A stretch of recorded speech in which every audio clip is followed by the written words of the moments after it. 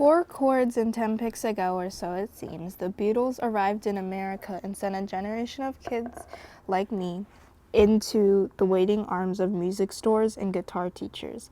I can still remember sitting in a windowless practice room struggling with Nowhere Man on a cheap K archtop while my teacher, Mr. Mondello, patiently listened.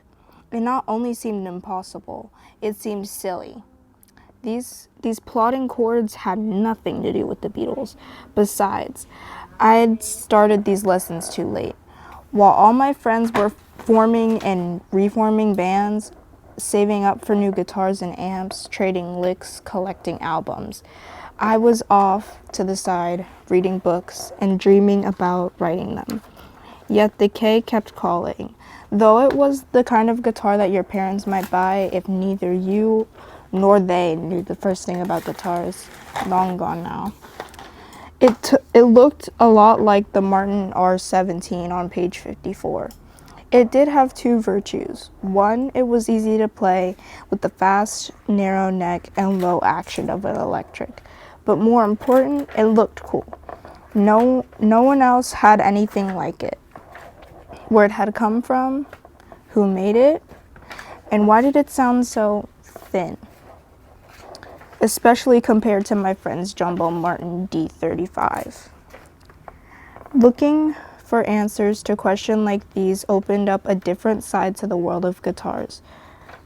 Not the player's realm of riffs, chords, scales, and modes, but the beautiful universe of wood, strings, air, and magic, of genius builders and tinkerers like Lloyd Loar and Leo Fender, artisans and visionaries like C.F. Martin, John D'Angelico, Say his old name again, my friend. John D'Angelico, Ken Parker, and Linda Manzer, and the eccentrics.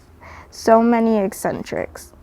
Because one of the first things to understand about the guitar, one of the things that makes it unique is that it is not just another musical instrument. Unlike a piano, say, or a clarinet, the template is a work in progress. The principles are still being questioned, tested, experimented with, and improved upon. Wood whisperers, artists and sculptors, engineers, back-to-land markers, philosophers, inventors, and musicians, of course, all have played and continue to play a new role in the guitar's evolution. The very basics, like where to put the sound hole, or even whether to use one, are openly challenged, and the tiniest details, from what kind of glue is used to how many times to wind a pickup bobbin, seem forever up for debate. This same sense of infinite possibility applies to the playing of the guitar too. It was always the people's instrument, showing up in taverns, accompanying troubadours. It required no special training. You don't even need to read music. A complete beginner could literally pick up a guitar within a very short time, maybe only an hour if one has good hand-eye coordination. Learn to play the simple 3-chord progression that is the backbone of a gazillion popular songs. Try doing that with a cello. On the other hand, if the guitar really gets its hooks into you, you could spend a lifetime, multiple lifetimes, exploring what it and you can do.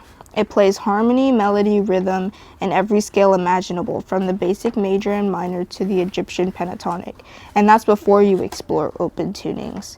It's so versatile too. A quiet friend to sit alone with for hours, noodling, yet always at the ready to accompany any other instrument. It really plays well with the others, especially with amplification. Finally, perhaps, what's most special about the guitar is the physical bond it creates. A guitar has a body, it has a voice. It has a look we can admire, show off, modify, identify with. Players can spend hours, days, a lifetime with it, cradled in our arms. We pack it up and carry it everywhere.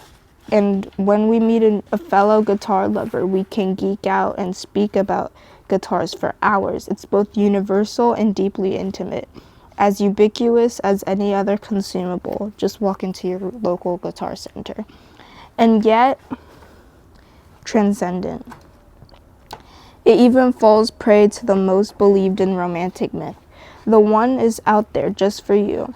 But unlike said myth, no guitar lover ever needs to settle for just one. So turn the pages and maybe you'll find your next true love.